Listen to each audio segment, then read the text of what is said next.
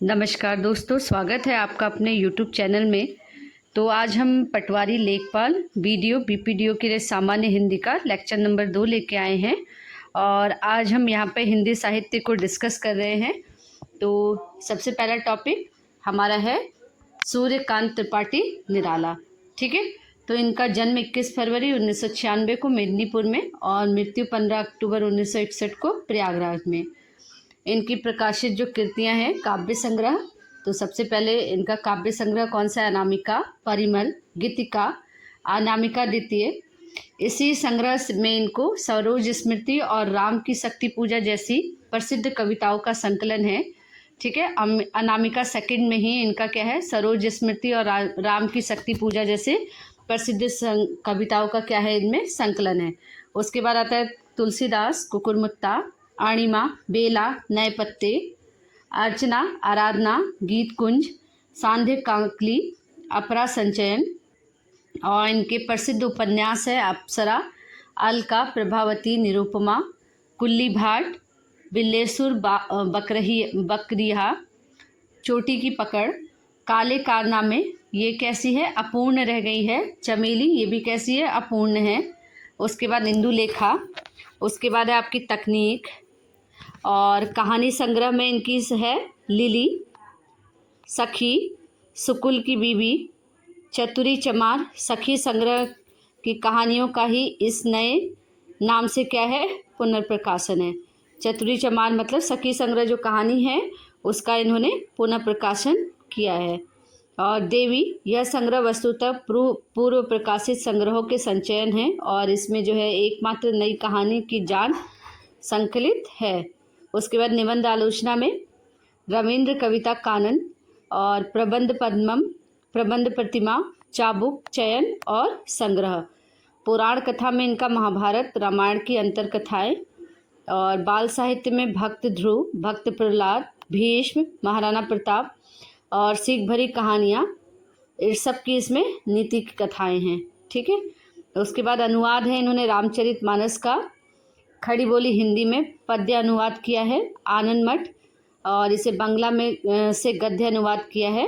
और विष वृक्ष, कृष्णकांत का वसीयतनामा, और कृपाल कुंडला, दुर्गेश नंदिनी, राज सिंह, राज रानी, देवी चौधरानी, युगला गुली, चंद्रशेखर, रजनी, श्री रामकृष्ण वचनामृत, ये 3 खंडों में है।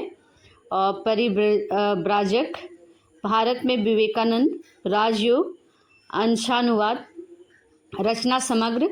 तो निराला की रचनावली 8 खंडों में, प्रथम संस्करण 1983 में। और संख्या नंद किशोर नवल, राजकमल प्रकाशन, नई दिल्ली से ये क्या की गई थी? प्रकाशित की गई थी। नंद किशोर नवल, राजकमल प्रकाशन, नई दिल्ली से क्या की गई थी? प्रकाशित की गई थी।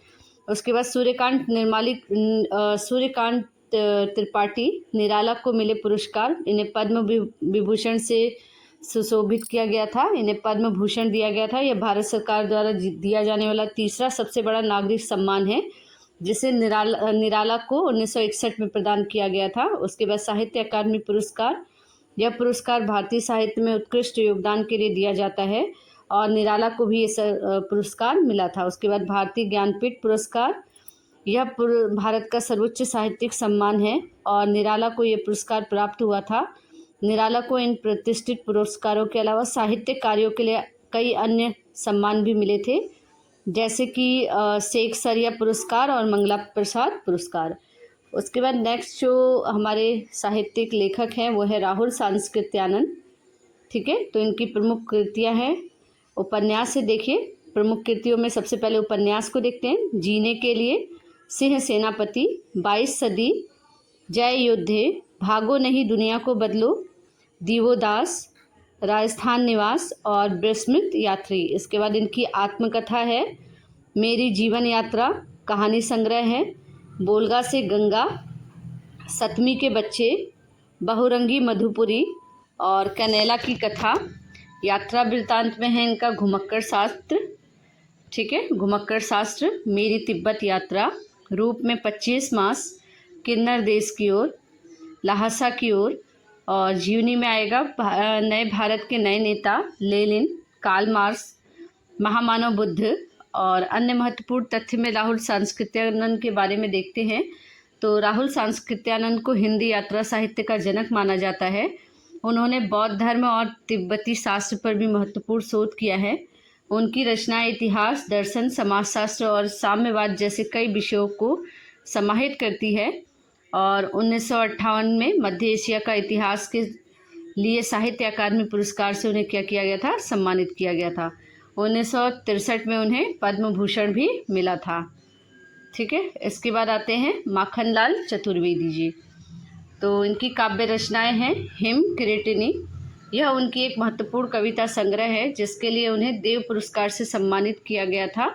और फिर आता है हिम तरंगिणी। हिंदी साहित्य अकादमी पुरस्कार प्राप्त करने वाले वे पहले रचनाकार थे। उन्हें इस कृति के लिए 1955 में साहित्य अकादमी पुरस्कार मिला। युग चरण, यह भी उनकी प्रमुख काव्य कृतियों में से एक है। उसके बाद आता है समर्पण। देशभक्ति और बलिदान की भावना से ओतप्रोत यह भी उनकी एक प्रसिद्ध रचना है। बेड़ू लो गुजे धरा, प्रकृति और देश प्रेम से उत्पोत उनकी यह कविता भी बहुत प्रसिद्ध है। उसके बाद आता है पुष्प की अभिलाषा। यह उनकी सबसे प्रसिद्ध कविताओं में से एक है जिसमें एक फूल अपनी इच्छा प्रकट करता है। कैदी और कोकिला, राष्ट्रीय स्वतंत्रता संग्राम के समय लिखी गई यह कविता एक कैदी और कोयल के बीच के संवाद पर आधारित है।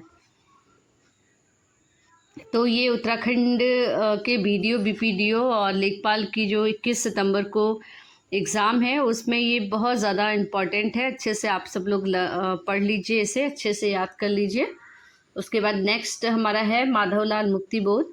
तो कविता संग्रह चाँद का मुँह टेढ़ा और भूरी भूरी खाक धूल। कहानी संग्रह में है काठ का सपना, सतह से उठता आदमी। और उपन्यास में हो जाएगा विपात्र। निबंध संग्रह में हो जाएगा नई कविता का आत्मसंघर्ष तथा अन्य निबंध। एक साहित्यिक की डायरी और नए साहित्य का सौंदर्य शास्त्र। आलोचनात्मक रचनाएं में आ जाएगा कामायनी, एक पुनः विचार और समीक्षा की समस्याएं। और इनके बारे में अन्य महत्वपूर्ण जानकारी को हम देखते हैं। तो मुक्तिबोध का जो साहित्यिक जीवन है, तार सप्तक में उनकी कविताओं का प्रकाशन शुरू हुआ था। ठीक है, तो कविताओं का प्रकाशन किस में शुरू हुआ था? तार सप्तक में। अपने जीवन काल में एक साहित्य की डायरी ही छप पाई थी, लेकिन मरणोपरांत उनकी रचनाओं को रचनावली के रूप में क्या किया गया? प्रकाशित किया गया। मुक्तिबोध रचनावली के प्रकाशन ने मुक्तिबोध के साहित्यिक और बौद्धिक योगदान पर नए शोध और अध्ययन के द्वार क्या करे थे? खोले थे। तो आशा है आपको वीडियो बहुत अच्छा लगा होगा। प्लीज़ ज़्यादा से ज़्यादा लाइक करिए, शेयर करिए और सब्सक्राइब करिए और अच्छे से पढ़ाई करिए। एग्ज़ाम बहुत पास है, हम कोशिश करेंगे कि इसकी एक उत्तराखंड की स्पेशल की हम ऑब्जेक्टिव टाइप क्वेश्चंस को भी लेके आएँ। तो आज के लिए इतना ही, धन्यवाद।